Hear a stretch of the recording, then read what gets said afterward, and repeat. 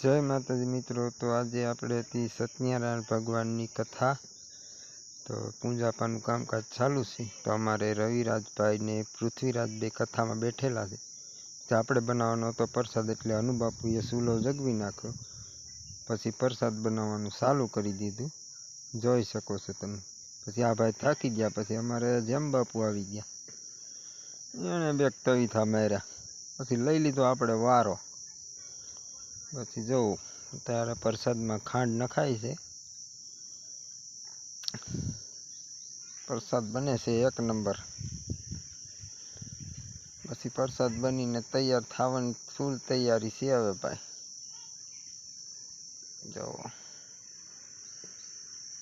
જોઈ શકો છો। હવે પ્રસાદ બનીને તૈયાર થઈ ગયો, તો હવે આપણે એમાં નાખી દીધી દ્રાક્ષ।